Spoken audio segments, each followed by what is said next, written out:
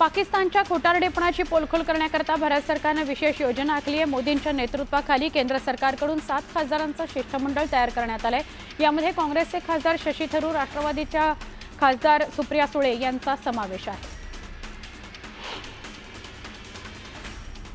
होय, भारताने पाकिस्तानवर हल्ला केला होता असं वक्तव्य पाकिस्तानचे पंतप्रधान शहबाज शरीफ यांनी केलंय। त्यांनी तसं कबूलच केलंय। युद्धजन्य स्थितीत स्विमिंगमध्ये व्यस्त असल्याचं वक्तव्य शहबाज शरीफ यांनी केलं। त्यांच्या या वक्तव्यानं शहबाज शरीफ यांची पुन्हा पोलखोल झाली आहे। अमेरिकेच्या राष्ट्राध्यक्षांच्या हस्तक्षेपामुळे मोठी आपत्ती टळल्याची कबुली पाकिस्तानने दिली आहे। पाकिस्तानचे पंतप्रधान शहबाज शरीफ यांचा एक व्हिडिओ व्हायरल होतोय। यात अमेरिकेचे राष्ट्राध्यक्ष डोनाल्ड ट्रम्प यांचे त्यांनी आभार मानले। ट्रम्प यांच्या हस्तक्षेपामुळे दक्षिण आशियात मोठे युद्ध टळलं, अन्यथा मोठी हानी झाली असती असं शरीफ म्हणाले। महायुती सरकारला 6 महिने पूर्ण झालेत, पण तरीही मंत्रिमंडळातील 5 मंत्र्यांना खासगी सचिव मिळाले नाहीत। उदय सामंत, शंभूराज देसाई, संजय राठोड, गुलाबराव पाटील, मकरंद पाटलांना खासगी सचिव अजून मिळालेले नाहीत। या मंत्र्यांना खासगी सचिव कधी मिळणार हे पाहणं महत्त्वाचं आहे। केंद्रीय मंत्री अमित शहा यांच्यामुळे शिवसेना आणि भाजपमध्ये कटुता आली असं वक्तव्य संजय राऊत यांनी केलंय। आमचे भाजपचे संबंध चांगले होते, पंतप्रधान नरेंद्र मोदींसोबत चांगले संबंध होते, पण अमित शहा दिल्लीत सक्रिय झाले आणि भाजप आणि शिवसेनेच्या नात्यामध्ये कटुता निर्माण झाली असं राऊतांनी म्हटलंय। ईडीकडून अटक होण्याआधी मला एकनाथ शिंदेंचाही फोन आला होता असा दावा संजय राऊत यांनी केलाय। एकनाथ शिंदेंनी मला फोन करून मी वरती बोलू का, अमित शहा यांना सांगू का असं विचारलं असल्याची माहिती राऊतांनी दिली आहे। संजय राऊतांच्या बोलण्यामध्ये काही तथ्य नाही, त्यांना फक्त लिहून पिक्चर बनवायचा आहे असं म्हणत संजय शिरसाटांनी राऊतांवर टीका केली। भरत गोगावलेंच्या प्रतिस्पर्धी उमेदवार स्नेहल जगताप अजित पवारांच्या राष्ट्रवादी काँग्रेसमध्ये प्रवेश करणार आहेत। यावेळी महायुती म्हणून समन्वयातून काम करताना प्रत्येक पक्षाला आपली ताकद वाढवण्याचा अधिकार आहे, त्यामुळे इतर कुणाला काही अडचण असायची गरज नाही असं स्पष्ट मत माजी आमदार अनिकेत तटकरे यांनी व्यक्त केलं। प्रश्न नसलेला समाज निर्माण करण्यात यश मिळालं आहे, त्यामुळे खरे प्रश्न सांगायला गेल्यावर लोक आम्हाला वेड्यात काढतात। शरद पवार गटाचे प्रदेशाध्यक्ष जयंत पाटील यांनी हे वक्तव्य केलं आहे। माजी आमदार वैभव नाईकांना निलेश राणेंनी टोला लगावला। नुसत्या तोंडाच्या वाफा सोडून लोक लक्षात ठेवणार नाहीत तर नावं लक्षात ठेवतील, असं काहीतरी काम करा असा हल्लाबोल निलेश राणेंनी केला। मंत्री गिरीश महाजन यांनी रक्तदान शिबिर राबवत जवानांप्रती कृतज्ञता व्यक्त केली। यावेळी मोठ्या संख्येने कार्यकर्त्यांची उपस्थिती होती। बाजारात बोगस बियाणं आढळल्यास कृषी अधिकारी आणि कर्मचाऱ्यांना थेट घरी पाठवणार असा सज्जड दम भाजपचे आमदार चरणसिंग ठाकूर यांनी कृषी अधिकाऱ्यांना दिलाय। शेतकऱ्यांची फसवणूक केल्यास सहन करणार नाही आणि माती परीक्षण पूर्ण न झाल्यास पगारही काढणार नाही असा थेट इशाराच दिलाय। महाराष्ट्राच्या राजकारणाला सतत नरक बनवणारा किडा म्हणजे संजय राऊत। पुस्तकाचं नाव नरकातला किडा असायला पाहिजे होतं असं शहाजीबापू पाटील म्हणाले राऊतांवर टीका करताना। विधान परिषद उपसभापती नीलम गोरे परभणी दौऱ्यावर आहेत। त्यावेळी त्यांनी महिला पदाधिकाऱ्यांसह लाडकी बहीण योजनेच्या लाभार्थ्यांशी संवाद साधला। बीडमधील परळीमध्ये दहशतीचा अड्डा बघायला मिळतोय। शिवराज दिवटेला मारहाण करणारी मुलं अतिशय छोटी होती, काहीतरी 18 वर्षांच्या आसपास होती असा आरोप अंजली दमानिया यांनी केलाय। तर जसं ऑपरेशन सिंदूर सीमेवर केलं तसंच महाराष्ट्रातील बीडमध्येही करण्याची गरज आहे असं अंजली दमानिया म्हणाले। नागपूर जिल्हा परिषद निवडणुकीच्या पार्श्वभूमीवर भाजपकडून चाचपणी सुरू झाली आहे। जिल्हा परिषद निवडणुकीत भाजपनं मिशन 40+ हाती घेतलंय। जिल्हा परिषद निवडणूक स्वबळावर लढण्याची चाचपणी भाजपकडून सुरू आहे। पालघरमध्ये शिवसेनेनं भाजपला मोठा धक्का दिलाय। माजी आमदार आणि भाजपचे माजी विधानसभा संघटक अमित घोडा यांनी एकनाथ शिंदेंच्या उपस्थितीमध्ये शेकडो कार्यकर्त्यांसह प्रवेश केलेला आहे। उद्धव ठाकरेंच्या प्रदेश दौऱ्यानंतर उबाठाच्या प्रमुख पदाधिकाऱ्यांची बैठक बोलवण्यात आली आहे। शिवसेनेचे आमदार, खासदार आणि जिल्हा प्रमुखांना बैठकीला हजर राहण्याचे आदेश देण्यात आलेत। आगामी पालिका निवडणुकीच्या दृष्टीने ही बैठक महत्त्वाची मानली जाते।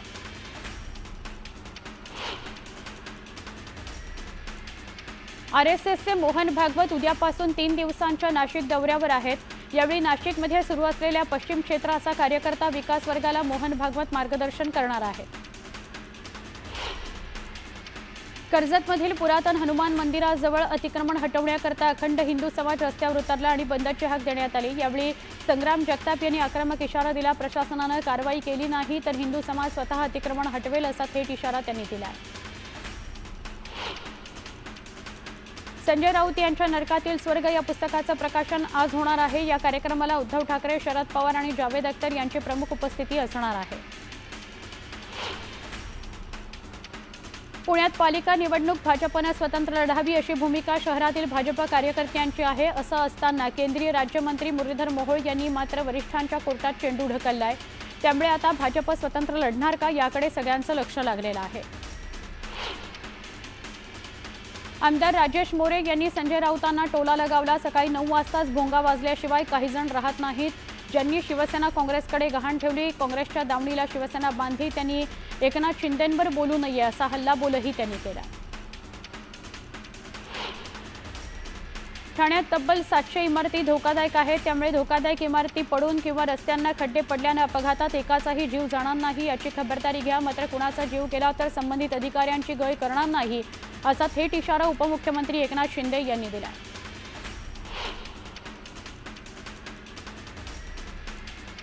कोकण विभागात बदलापूर पालिका अव्वल ठरली आहे। राज्य सरकारकडून 100 दिवसांची कार्यालयीन सुधारण्याची विशेष मोहीम राबवण्यात आली आहे। या मोहिमेत बदलापूर पालिकेने प्रथम क्रमांक पटकावला।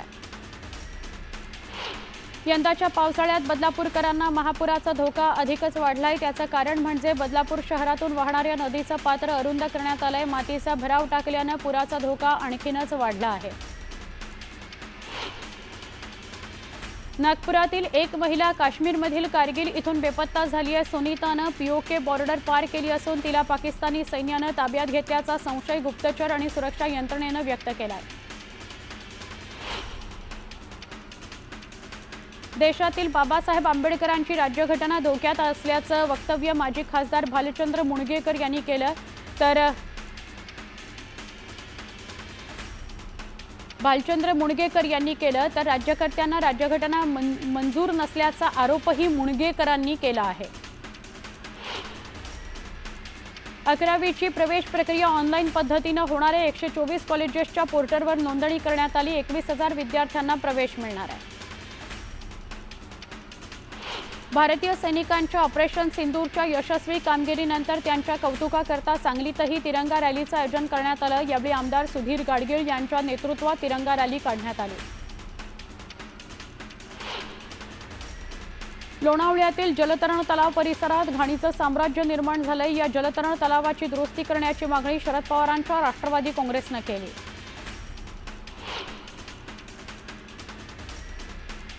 नागपूरमध्ये धार्मिक स्थळांवर QR कोड लावून देणगी जमा करण्याच्या रॅकेटचा पर्दाफाश करण्यात आला। पोलिसांनी या प्रकरणात गुन्हा दाखल केलाय। पुणे मिरज रेल्वे दुहेरीकरण प्रकल्पाअंतर्गत वसगडेतील बाधित शेतजमिनींच्या भाडे निश्चितीकरता 30 मे पर्यंत स्थळ पंचनामे करण्यात यावे असे आदेश सांगलीचे जिल्हाधिकारी अशोक काकडे यांनी दिले आहेत। भारतीय सैन्याच्या शौर्याला अभिवादन करण्याकरता परभणीमध्ये भाजप आणि इतर संघटनांच्या वतीने तिरंगा रॅली काढण्यात आली। यावेळी नागरिकांसह भाजपचे मंत्री देखील उपस्थित होते। जळगावात शासकीय रुग्णवाहिकेचा वापर चक्क बांधकामाचं सामान वाहून नेण्याकरता केला जात असल्याचा धक्कादायक प्रकार समोर आलाय। संबंधित रुग्णवाहिका पाचोरा इथल्या सरकारी रुग्णालयाची असल्याची माहिती समोर आल्यानंतर कारवाई करण्याची मागणी नागरिकांनी केली आहे। सांगलीच्या कुरळप या परिसरामध्ये बिबट्याने कुत्र्यावर हल्ला केल्याची घटना घडली आहे। त्यामुळे नागरिकांमध्ये भीतीचं वातावरण आहे। दरम्यान बिबट्याचा बंदोबस्त करण्याची मागणी नागरिकांनी केली आहे। वाशिम जिल्ह्यात उन्हाच्या कडाक्यात वाढ झाली आहे। यामुळे वन्य प्राण्यांनी पाण्याकरता गावाच्या दिशेने धाव घेतली आहे। यामुळे नागरिकांमध्ये भीतीचं वातावरण आहे। दरम्यान बंदोबस्त करण्याची मागणी नागरिकांनी केली आहे। बुलडाण्याच्या माळेगावातील अतिक्रमणावर कारवाई केल्याने काही नागरिकांचा संसार उघड्यावर आलाय। यावेळी नागरिकांनी जिल्हाधिकारी कार्यालयासमोरचं संसार थाटत घर देण्याची मागणी केलेली आहे। मासेमारी हंगाम संपण्यापूर्वीच काही मासेमारी नौका मिरकरवाडा बंदरात विसावल्या, मात्र त्यामुळेच बंदरातील जेट्टींवर चुकीच्या पद्धतीने नौका ठेवल्याने मोठा वाद निर्माण झाला। मासेमारीनंतर जेटीवर येणाऱ्या नौकांची अडचण होते, त्यामुळे पोलिसांनी नौका मालकांना ताकीद दिलेली आहे। रत्नागिरीच्या चिपळूणमध्ये नदीपात्रातील वाळू चोरी करणाऱ्यांना गावकऱ्यांनी रोखलं, यावेळी तातडीने कारवाई करण्याची मागणी नागरिकांनी केली आहे। लोणावळ्याच्या समतानगरमध्ये बुद्धविहाराचं लोकार्पण करण्यात आलं। मंत्री रामदास आठवले यांच्या उपस्थितीत लोकार्पण सोहळा पार पडला। उच्च आणि तंत्र शिक्षण मंत्री चंद्रकांत पाटील चिपळूण दौऱ्यावर आहेत। यावेळी चंद्रकांत पाटील यांनी सपत्नीक चिपळूणमधील करंजेश्वरी देवीचं दर्शन घेतलं। आगामी पालिका निवडणुकीच्या अनुषंगाने शिवसेनेकडून जोरदार तयारी सुरू करण्यात आली। शहादा शहरात शिवसेनेनं संपर्क कार्यालयाचं दिमाखात उद्घाटन केलं। यावेळी आमशा पडवी आणि चंद्रकांत रघुवंशी यांच्या हस्ते उद्घाटन करण्यात आलं। जगद्गुरू संत तुकाराम महाराजांचा पालखी सोहळा अवघ्या एका महिन्यावर आलाय, त्याकरता देहू संस्थानच्या वतीनं मोठा निर्णय घेण्यात आला। आषाढी वारीचा पालखी रथ ओढण्याकरता आता बैलजोडी खरेदी करणार आहेत, त्यामुळे बैलजोडीचा मान इतरांना देण्याची परंपरा खंडित झालेली आहे। चिपळूण गुहागर महामार्गावरील पाचाड इथं रस्त्यालगत गवारेड्यांचा कळप आल्यानं वाहन चालकांची एकच तारांबळ उडाली। यावेळी मानवी वस्तीत घुसण्याचा प्रयत्न केल्यानं नागरिकांमध्ये भीतीचं वातावरण आहे। गोंदिया जिल्ह्यातील राष्ट्रीय महामार्गावर मोठ्या प्रमाणात भेगा आणि खड्डे पडले, त्यामुळे महामार्गावरून प्रवास करणं धोकादायक बनलंय। भेगा आणि खड्ड्यांमुळे अपघाताच्या प्रमाणातही वाढ झाली आहे। कंत्राटदारांनी बांधकामात दुर्लक्ष केल्याचा आरोप नागरिकांनी केला। अलिबाग तालुक्यातील विद्यानगर परिसरामध्ये मूकबधीर मुलांच्या शाळेचं काम सुरू आहे, मात्र काम संथगतीनं सुरू असल्यानं मुलांना भाड्याच्या खोलीत शिक्षणाचे धडे गिरवण्याची वेळ आली आहे। जिल्हा परिषदेकडून शाळेकरता 2,46 लाखांचा निधी मंजूर केल्यानंतरही काम अर्धवट असल्यानं पालकांनी संताप व्यक्त केला। सोलापूर जिल्हा नियोजन समितीच्या बैठकीत लोकप्रतिनिधींनी आरटीओ आणि पोलीस विभागाच्या गैरकारभाराचा पाढा वाचला। आरटीओ अधिकाऱ्यांकडून शेतकऱ्यांची लूट सुरू असल्याची आमदारांनी तक्रार केली। गोंदियातील खमारी इथल्या तलावात जनावरं धुवायला गेलेला एका 15 वर्षाचा मुलगा पाण्यात बुडाल्याची घटना समोर आली आहे। या घटनेची माहिती मिळताच प्रशासनाकडून युद्धपातळीवर शोधकार्य सुरू आहे। पिंपरी चिंचवड पालिकेकडून अनधिकृत बांधकामांवर हातोडा चालवण्यात आला। इंद्रायणी नदीपात्रात उभारलेले 29 टोले जंग बंगले जमीनदोस्त करण्याची कारवाई करण्यात आली। देहूगावमधील इंद्रायणी नदीत कुटुंबासोबत पोहण्याकरता गेलेल्या 13 वर्षाचा मुलाचा बुडून मृत्यू झाला। काही काळ शोध मोहीम राबवल्यानंतर चिमुकल्याचा मृतदेह हाती लागला। संत तुकोबांच्या देहूतील मुख्य मंदिरामध्ये विठ्ठल रुक्मिणीला चंदन ओटी लावण्यात आली। यावेळी फुलांची सजावट करण्यात आली। वातावरणातील बदलामुळे मूर्तीला थंडावा मिळाला, याकरता चंदन ओटीचा लेप लावण्यात आला। ऑनलाईन पोर्टलवर आता प्री स्कूल नोंदणी करणं बंधनकारक असल्याचा महत्त्वाचा निर्णय शिक्षण विभागाने घेतलाय।